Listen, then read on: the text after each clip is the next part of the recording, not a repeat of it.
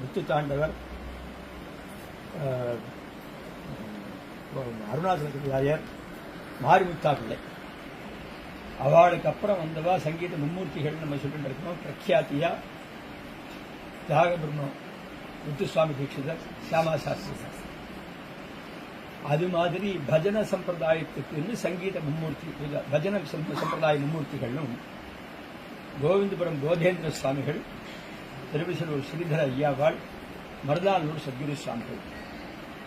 இன்னைக்கு எங்கெங்கெல்லாம் பஜனை நடக்கிறதோ அந்த பஜனைக்கு ஃபவுண்டேஷன், ஆரிஜின் போட்டவா இவாங்க. ஸ்ரீதர ஐயாவாள் தெலுங்கு பிராமண குடும்பத்தில் பிறந்தவர், மைசூர்ல பிறந்தவர்கள். அவ பரம்பரையா அந்த மைசூர் ராஜாக்கு மந்திரியா இருந்தவா.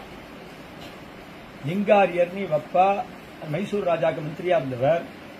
எதுவுமே பரம்பரையா வந்துருந்த காலம் அது. ராஜா புள்ள ராஜா, மந்திரி புள்ள மந்திரி. அது மாதிரினா அதுல அந்த அந்த வேலையில பர்ஃபெக்ஷன் இருக்கும் அப்படிங்கிறதுக்காக. அது மாதிரி இவரப்பா இதனுடைய டிமேஸுக்கு அப்புறம் இவரையும் மந்திரியா இருக்க சொல்லி அந்த ராஜா ரிக்வெஸ்ட் பண்ணாரு.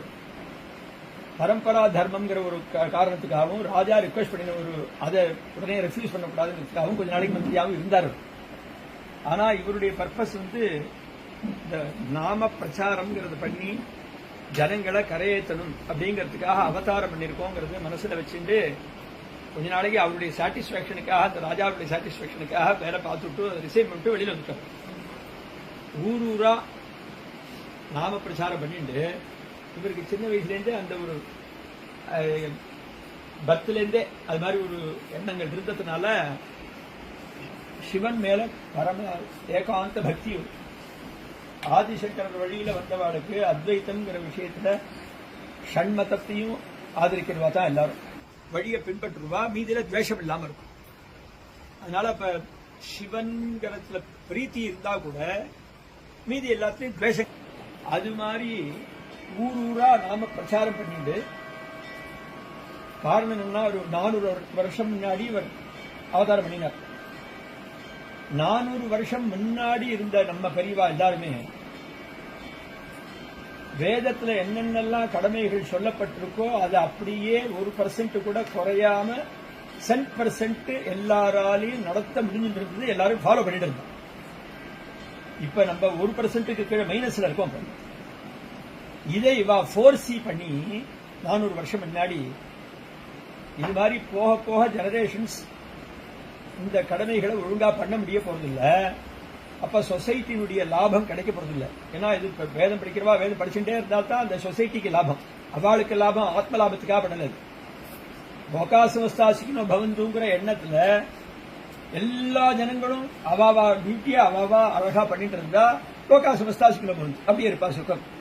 இப்ப அவாவா தார்மாரா போகும் அப்படிங்கிற பட்சத்துல இவா ஃபோர்சி பண்ணி அப்ப இவாள்லாம் கடத்தேறதுக்கு என்ன பண்றது, இவாள்லாம் அப்லிஃப்ட் ஆகணுமே அப்படிங்கறத அவாவா 100% பண்ண முடியறதோ முடியலையோ ஏதோ அவாவாளுக்கு முடிஞ்சதை பண்றது. அதுக்கு மேல அவளுக்கு பிரியமான பகவானுடைய நாமாவை எப்போதும் உச்சாரணம் பண்ணிட்டே இருக்க. முருகா முருகான்னு சொல்லிட்டு இருக்கிறது, ராமராமான்னு சொல்லிட்டு இருக்கிறது, சிவ சிவான்னு சொல்றது, கிருஷ்ண. இதான் நாம பிரச்சாரத்தினுடைய பேஸ். கச்சேரி மாதிரி பாடு ஜாலரா போட்டுட்டோ வார்மணி வச்சுட்டோ மிருதங்க வச்சு பாடுறதுங்கிறது அடுத்த ஸ்டேஜில் வருது. வெறுமனையான ராம ராம ராம ராம ராம ராம் இந்த இது மாதிரி நாமோச்சாரணம் பண்றதுக்கு எந்த விதமான வடிவிழிப்போ எந்த விதமான நியமங்களோ இல்லை. எப்போதும் சொல்லிட்டு இருக்கலாம். நீ என்ன டியூட்டி பார்த்துட்டு இருக்கியோ அந்த டியூட்டியோடய சேர்ந்து இதை பண்ணிட்டு இருக்கலாம் அப்படிங்கறத பிரச்சாரம் பண்ணி அதுதான் எல்லாத்தையும் ஈஸியா ரீச் ஆகும். இது காமனான தர்மம். சந்தியாவனம்னு சொன்னா பூனல் போட்டவா தான் பண்ண முடியும். சந்தியாவனம் வேற யாரும் பண்ண முடியாது. ஆனால் இந்த நாம ஜபம்ங்கிறதோ எல்லாரும் ஆம்பளை பொம்பளை வித்தியாசம் இல்லாம, ஜாதி வித்தியாசம் இல்லாம, வயசு வித்தியாசம் இல்லாம எல்லாரும் வாயின்னு ஊத்துறதுக்கு பேசுறதுக்குன்னு சக்தி இருந்துட்டுன்னா எல்லாரும் நாம சொல்றோம். இதான் இவாளுடைய பிரச்சாரம். அது மாதிரி மைசூர்ல இருந்து கிளம்பி கொஞ்ச நாளைக்கு திருச்சியில இருந்து இவருக்கு என்ன நித்தியானுஷ்டானம்னா காவேரியில ஸ்நானம் பண்ணணும், 1,1000 காயத்ரி பண்ணணும், இன் அடிஷன் டு வேதிக் வித்யா. இதுதான் இவருடைய நம்ம பிரச்சாரம். இவாளுடைய டியூட்டிஸை எதுவுமே விட்டு கொடுக்க மாட்டான். அதையும் பண்ணிட்டு இதை எக்ஸ்ட்ராவா பண்ணிட்டு 1,08,000 சிவநாமா நித்தியம் ஜபம் பண்ணிட்டு இருந்தார். அந்த சிவநாமா நித்தியம் ஜபம் பண்ணிட்டு இருந்ததே அவளுக்கு பெரிய தபஸ். திருச்சியில இருந்து அதுக்கு கொஞ்ச நாளைக்கு தஞ்சாவூர்ல வந்து செட்டில் ஆனாங்க. கடைசியா வந்து செட்டில் ஆன ஊர் திருவிசனூர். திருவிசனூர்ல வந்து அந்த காலத்துல தஞ்சாவூர்ல சத்ரபதி சிவாஜியினுடைய சக்சஸர்ஸ் எல்லாம் அங்க ராஜ்ய பரிபாலனை பண்ணிட்டு இருந்தாங்க. சாம்பாஜி, சரபோஜி, ஏகாஜி, துளஜாஜி, ஷஹாஜி, அது மாதிரி ஒரு அந்த பரம்பரை எல்லாம் அங்க ராஜ்ய பரிபாலனை பண்ணிட்டு இருக்கும்போது அவளுடைய ரிஷிம் இதெல்லாம்.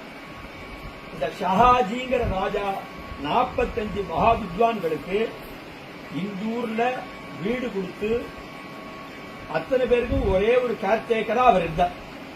இவாளுக்கு என்ன வேலைன்னா, வேதத்துல என்ன சொல்லப்பட்டிருக்கோ காலம்பரம் 4:30 மணில இருந்து ராத்திரி 7:30 மணி வரைக்கும் ஒரு பிராமணனுக்கு வேலை இருக்கு. அந்த வேலையை இவ பண்ணிட்டு இருக்கணும். இவன் போய் பையை தூக்கிட்டு சம்பாதிக்கிறதுக்கு வெளியில போகக்கூடாது. இவன் போயிட்டான்னா லோகக்ஷேமத்துக்கு இடைஞ்சது. அப்ப அவளுக்கு சாப்பாட்டுக்கு கவலை இல்லாம இருக்கணும்னா ராஜா அவளை கவனிச்சிருக்கு. ராஜா இவாளுக்கு வேண்டியதை அவ பண்ணிட்டு இருந்தா. இவ அனுஷ்டானத்தை ஒழுங்கா பண்ணிட்டு இருந்தா. இந்த ஊர்ல 45 மகா வித்வான்கள் இருந்தா. இந்த ஏரியால ஒரு கிட்டத்தட்ட ஒரு 50-100 கிலோமீட்டர் வரைக்கும் எந்த சந்தேகங்கள் சாஸ்திரத்துல வந்தாலும் சரி, எந்த அன்றாட நடவடிக்கைகள் எந்த விஷயங்கள் சந்தேகம் வந்தாலும் சரி, இந்த பெரியவாள்லாம் வந்து கேட்பாங்க. அந்த பெரியவாள சாஸ்திரத்துல பெரியவாளா இருக்கிறவாள்கிட்ட இந்த நாம பிரச்சாரம்ங்கிறது புது கல்ட்ட அவளை ஒத்துக்கிற மாதிரி பண்ணிவிட்டா அவளதான் யார் ஃபாலோ பண்றாளோ அத்தனை பேருக்கு இது ரீச் ஆயிடும். அப்படிங்கிற ஐடியால இந்த ஊர்ல வந்து செட்டில் ஆனாரு. இது ஃபர்ஸ்ட் பாயிண்ட். 2வது பாயிண்ட், அவருக்கு நித்தியம் மகாலிங்க சுவாமி தரிசனம் பண்ணு. இந்த ஊர்லயே 3 சிவன் கோயில் உண்டு. இந்த கோடியில காசி விஸ்வநாதர் இருக்கார், சிவயோகீஸ்வரர் ஒருத்தர் இருக்கார், கர்க்கடேஸ்வரர் ஒருத்தர் இருக்கார். ஆனா இந்த ஏரியால ஒரு 15 கிலோமீட்டருக்கு சிவன் கோவில் சொன்னா மகாலிங்க சுவாமி தான். மீது எல்லாம் பரிவார கோவில். இந்த மகாலிங்க சுவாமி ஒரு சிவன் கோவில்ல நந்தி இருக்கணும், பிள்ளையார் இருக்கணும், முருகன் இருக்கணும், துர்கா இருக்கணும், சட்டம் உண்டணும், சண்டிகேஸ்வரர் இருக்கணும். இந்த மகாலிங்க சுவாமி திருவிடமுருகர் மகாலிங்க சுவாமிக்கு நந்திங்கிறது திருவாரூர் நந்தி. திருவிடமுருகர் மகாலிங்க சுவாமிக்கு பிள்ளையாருங்கிறது திருவள்ளூர். அந்த மகாலிங்க சுவாமிக்கு முருகன்கிறது சுவாமிமலை. இப்படி பரிவாரம். அதனால மகாலிங்க சுவாமியை நித்தியம் தரிசனம் பண்றாங்க. காவேரியை தாண்டி காவேரியில 360 நாளும் ஜலம் இருக்கிற நாள். அப்ப பாலம் கிடையாது, பரிசல்னு ஹேண்ட் போட் உண்டு. அந்த ஹேண்ட் போட்ல இக்கரையில இருந்து அக்கறை கொண்டு விடுவா இந்த போட்மேன். 4 கிலோமீட்டர் இங்கேருந்து. அதுக்கப்புறம் நடந்துதான் போகணும். அப்படி நடந்து போய் நித்தியம் சாயரட்ச தரிசனம் பண்ணி அர்த்தஜாம தரிசனம் பண்ணிட்டு வந்துதான் ஆகாரம் விட்டு படுத்து போகும். இது ஒரு நித்திய தர்மம். அது மாதிரி ஒரு நியம தர்மத்துல போயிட்டு இருக்கும்போது ஒரு நாளைக்கு எக்கச்சக்கமா மழை கொட்டுறது. காவேரியில ஃபுல் பிளட்ஜா ஜலம் வரும். மிஷின் போட்டா இருந்ததுன்னா ஜலத்தை கிழிச்சிட்டு போயிடும். ஹேண்ட் போட்ல அந்த ரிஸ்க் எடுக்க மாட்டாங்க. ஓவர் ஃப்ளோ ஆயிடுச்சுன்னா தனக்கும் ஆபத்து, பேசஞ்சர்ஸுக்கு ஆபத்துன்னு என்ன பண்ணுவாங்க, இன்னைக்கு சர்வீஸ் கிடையாது. இவர் என்ன பண்ணிட்டார், அந்த ஹேண்ட் போட் மேன் என்ன பண்ணிட்டான், இன்னைக்கு சாமி அழிச்சு போக சாமி காவேரியில் வெள்ளமா இருக்கு அப்படின்னு. இவருக்கோ மகாலிங்க சுவாமி தரிசனம் பண்ணாம அன்னைக்கு ஆகாரம் பண்றது பட்டி கிடைக்கிறது விஷயம் இல்ல. ஒரு நாள் சுவாமி தரிசனம் பண்ணலன்னா அன்னைக்கு அவளுக்கு பெஸ்ட், இந்த லைஃப்ல ஒரு நாளைக்கு பெஸ்ட் அப்படின்னு நினைக்கிறவா. அது மாதிரி இருக்கிறதுனால இவரால் ஆத்துக்கும் வர முடியல. ஒருவேளை வெள்ளம் குறைஞ்சிருமோ, ஒருவேளை திருப்பி ஓட்டுக்காரன் வருவானோ, அழிச்சு போவானோ அப்படிங்கிற ஒரு நப்பாசையில கரையிலே நின்றுட்டு இருக்கார், மழையிலே நினைஞ்சிட்டு இருக்கார். எத்தனை நாள் நிற்கிறாருன்னு அவருக்கே தெரியாது. திடீர்னு கண்ணை திறந்து பார்க்கும்போது இவர் தினம் கோவிலுக்கு போறதுனால எல்லா சந்நிதியில இருக்கிற சிவாச்சாரியாரையும் இவளுக்கு பழக்கம்.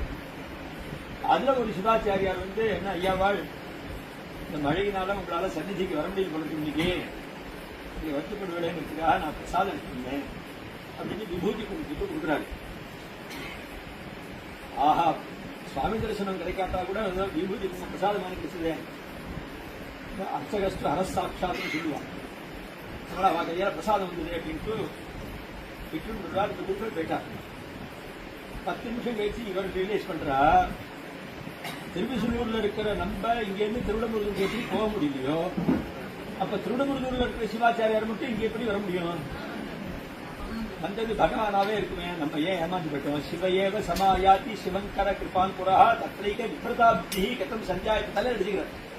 வந்தவர் குருக்கள் நினைச்சு நீ ஏமாந்து போயிட்டோமே, ஆதிவி சுவாமி தான் வந்திருக்காரு, நீ ஏன் நமக்கு அந்த எண்ணம் வரல அப்படின்னாரு. சரி பிரசாதம் ஆத்துக்கு வந்துட்டார். மறுநாள் காலத்துல வெள்ளம் வழிஞ்சது. சாதாரணமா எப்போதும் போல சுவாமி தரிசனத்துக்கு போனார். எந்த பர்டிகுலர் சிவாச்சாரியார் வந்து நேற்றுக்கு விபூதி கொடுத்தாரோ அவர்கிட்ட போய் விசாரிச்சார். மாமா நேற்றுக்கு வர முடியலையே, மகாலிங்க சுவாமி தரிசனம் பண்ண முடியலையே வருத்தப்பட்டு இருந்தேன், நீங்க வந்து விபூதி கொடுத்தாலே ரொம்ப சந்தோஷம். என்னங்கம்மா நேற்று வரைக்கும் நல்லா நேரத்தில் இருந்து திடீர்னு பேசுறேன் அப்படின்னா, என்ன என்ன காட்டு மழை பெஞ்சிருக்கு, நாங்கெல்லாம் கோயிலே படுத்து விட்டோம், யாருமே வெளியில போக முடியல. அப்ப இவர் கன்ஃபார்ம் பண்ணிட்டார். இப்ப மகாலிங்க சுவாமி பரமேஸ்வரன் வந்து நமக்கு வந்து அனுகிரகம் பண்ணணும்னு சொன்னா ஒன்னே ரிஷபாரூரா பார்வதி எப்படி அலங்கி பண்ணிட்டு சந்திரகலாதரனா இப்படிதான் வரணும் அப்படிங்கிற அவசியம் இல்லை, எந்த ரூபத்திலையும் வரணும். ஆதிசங்கரனுக்கு காசியில சண்டாள ரூபத்துல காசி விஸ்வநாதர் தரிசனம் கொடுத்தார். அது மாதிரி நமக்கு அது மாதிரி குருக்கள் ரூபத்துல வந்து பண்ணிட்டார். இனிமே நம்ம ஏமாறும் சுவாமி நமக்கு எந்த விதத்திலையும் அனுகிரகம் பண்ணலாம் அப்படின்னு நம்ம எந்த க்ஷணமும் தயாரா இருக்கணும் அப்படிங்கிற அந்த பாவம் இருக்கு. வந்த கையோட யார பார்த்தாலும் இவர் பரமேஸ்வரனா இருக்குமா, இவர் பரமேஸ்வரனா இருக்குமா அப்படிங்கிற ஒரு எண்ணம். யாரும் இது பொம்மநாட்டியா, இது கழுவியா, இது சின்ன பொண்ணா, இது வயசான மாமாவா, அப்படியே தோணல. யார பார்த்தாலும் பரமேஸ்வரன் பரமேஸ்வரன் இப்படி ஒரு பாவத்துல வந்துட்டார். அந்த பாவம் இயற்கையா அமைஞ்சு போச்சு. இவர் பண்ற ஸ்ராத்தம் சாத்த தண்ணிக்கு சாதாரணமா அந்த படைய முடிகிற வரைக்கும் வெளியில யாருக்கும் பிச்சை போடக்கூடாதுன்னு இன்னி வரைக்கும் நம்ம அனுஷ்டானத்துல வச்சுட்டு இருக்கிற ஒரு சாதாரண தர்மம்.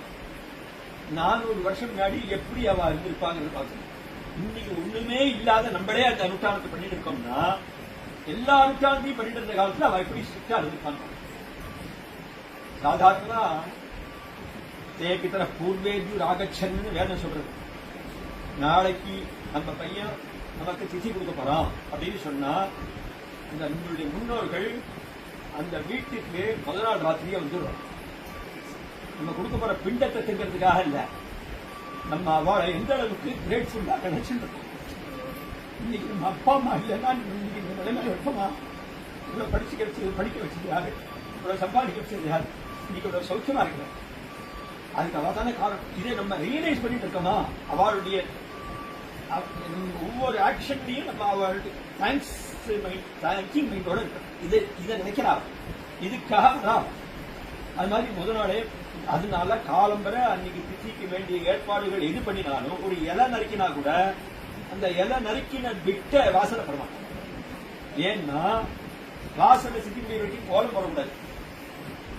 என்ன காரணம்? அப்பதானே கல்வி மாவுலாம் வந்திருக்கு, அப்பெல்லாம் அரிசி மாவு தான் போடுவா. அவளுக்கு எந்த ரூபத்தையும் எடுக்கிறதுக்கு சக்தி உண்டு. ஒரு எறும்பு ரூபத்துல வந்து இந்த அரிசி மாவு திருட்டு போய் சரி இன்னைக்கு நம்ம பையன் பண்ணி நான் திட்டி இதுதான் போடுறது அப்படின்ட்டு பின்னாடி மந்திரத்தோட பண்ற விஷுவல்ஸ் இல்லைன்னா ப்ளீஸ். அந்த இலையை நறுக்கினது விட்டத்துக்கு போட்டா ஒரு ஆட்டுக்குட்டி ரூபத்துல வந்து திருட்டு போயிட்டாங்கன்னா சரி இதான் சாதம் முடிஞ்சு போச்சு. பின்னாடி என்ன ரிச்சுவல்ஸோட நீங்க 10:45 11 மணிக்கு பண்ண போறோம், ஐயர் வந்த போறோம் 12:45 பண்றேன். It will not teach. ஏன்னா காலம்பரை நீ ஏதாவது டீச்சர் போட்டிய அது திருட்டு போயிட்டாங்க.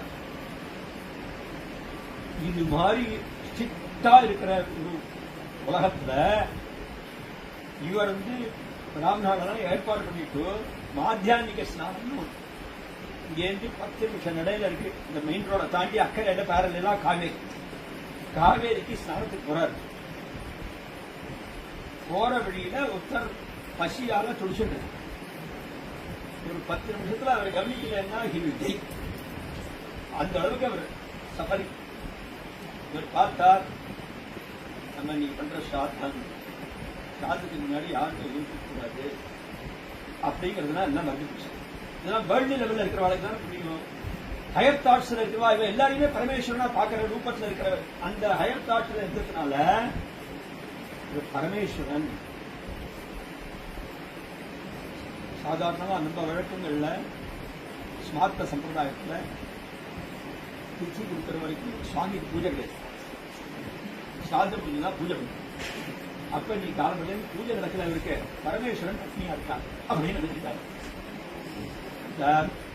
இதெல்லாம் மறந்து போச்சிடலாம். அவர் அப்படியே ஆத்துக்கு அழிச்சுட்டு இருந்தார். ஆத்துல இப்ப ரெடியா இருக்கிற சமையல் சாதத்துக்குன்னு ப்ரிப்பேர் பண்ணிடலாம். அவர் சாப்பிட்டார், பெருமாளிட்டார், சாமி போயிட்டு அவர் சாமி போயிட்டு சாதத்துக்குன்னு இருக்கிற பிராமணா இத்தனையும் பார்த்து உட்காந்துட்டார். ஆமா என்ன பண்ண எழுதி ஆமா அவன் கேட்டதுக்கு அப்புறம் தான் இவர் வேர்ல்டு லெவலுக்கே வராரு. அது வரைக்கும் அவர் இருந்த லெவலே வேற. உலகத்தினுடைய நம்ம சாதாரண சூழ்நிலைக்கே அவர் இல்லை, இந்த அட்மாஸ்பியர்லயே இல்லை.